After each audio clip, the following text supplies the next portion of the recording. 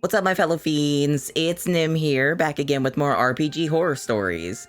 Today we're looking at two stories, the first of which asks the question, am I the asshole? I'm planning on presenting the evidence and giving my opinion, but feel free to discuss. I want to hear what y'all think about the situation. Don't worry too much about the negativity though, I promise the second one is going to be a funny one. So our main story of the day is a short one, but it's one I feel uniquely equipped to handle. It's titled, Am I the asshole for RPing a gay character to spite one of my gay friends that always hits on me in game? That's quite the title. Now, in case some of y'all haven't picked up on it, I'm a gay man.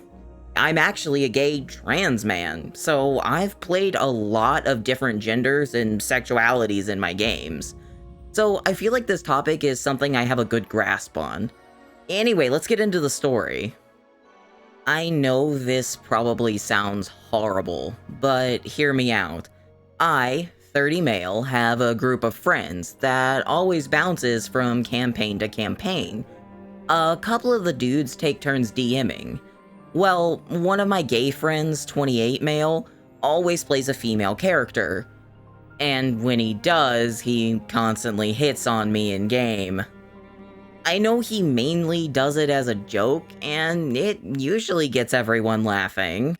I'll laugh about it, and I'll always have to awkwardly turn him down in character. I'm far from anything remotely close to homophobic, but I just don't have it in me to flirt back with him. So now, here's where I think I may be the asshole. We started up a new campaign.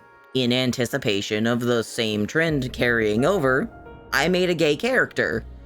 And sure as shit, he makes a female character as usual. First session in, his character starts making advances towards me.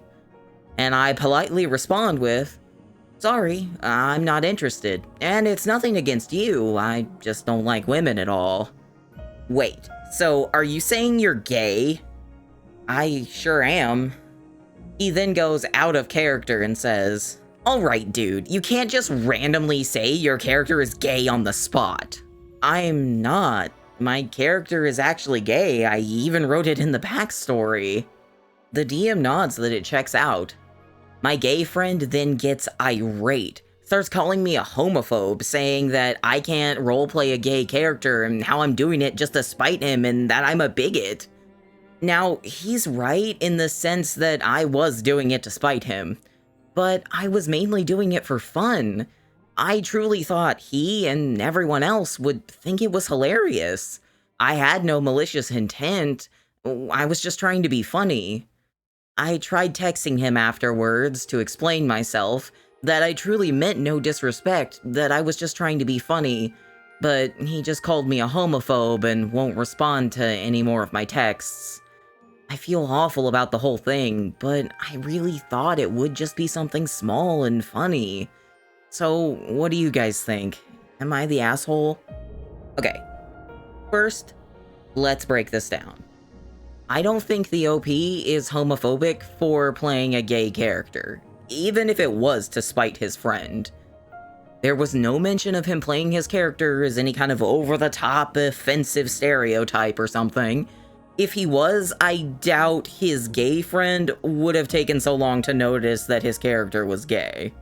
Most of those stereotypes are pretty easy to spot. I also don't think it's homophobic to be uncomfortable with his friend's many advances on him in character. Everyone has different levels of comfort when it comes to romance at the table. It seems like he always turned this guy down politely. If anything, I think his friend is in the wrong for constantly trying to hit on him in-game. That kind of behavior is creepy regardless of your sexuality. Finally, it's no more homophobic to play a gay man than it is misogynistic for his friend to play a straight woman. Unless you aren't playing a character and are instead playing a gross stereotype, I've never seen anything wrong with playing someone of a different sexuality or gender from your own. As a trans man, I've played a lot of male characters before I came out, or even realized I was transgender, and it was very therapeutic for me. I still sometimes play female characters as well if I have a good concept for them. In conclusion, I don't think OP was the asshole here. I think this comment sums it up even better than I could. It might help to think about it if you were a female playing females in-game, and he was a straight male playing straight males in-game. If he just kept hitting on you in-game through multiple campaigns with never a bite of interest or word of encouragement, and then to spite him, or somewhat more accurately, to block his unwanted attentions, you played a gay female character. Would anybody at all, including you, even think to ask, am I the asshole in that situation? This dude doesn't get a pass on being obnoxious and clueless just because he's gay. Seriously, man, he needs to knock it off. You're not the asshole here, you're basically the victim. Like I said, I couldn't sum it up even better myself. But that first one was a little serious, so let's end on a fun note today. I know you guys like positivity. That time I was a new player, and kidnapping women and children just seemed like the heroic thing to do. This is the story of my third D&D session ever. I was playing in a Princess of the Apocalypse campaign. I was playing a neutral good nature cleric. The game starts with a town getting attacked by cultists. A certain merchant or something in the town seems to be cooperating with the cultists. We don't much like that. The party splits up. Half the party goes to investigate something. My character and the Hexblade Warlock decide to go to the merchant's house to interrogate him. When we arrive, we find the merchant is out. His wife, however, is home. That's when I have the most brilliant idea. "Excuse me, ma'am, would you mind terribly going upstairs and pretend to be kidnapped by us so that we could get information out of your husband?" I roll persuasion. It's terrible. But now I've exposed our entire plan to her. She begins attempting to run out to get help. I do the only logical thing. I ask the Hexblade for help in grabbing her and tying her up. We do that. We begin dragging her upstairs, where the merchant's kids suddenly appear, curious about the commotion. We're now committed to this. We assure the children that we're the good guys as we tie them up. We go back downstairs. The neighbors are now banging on the door, having heard the commotion. There are only two of them.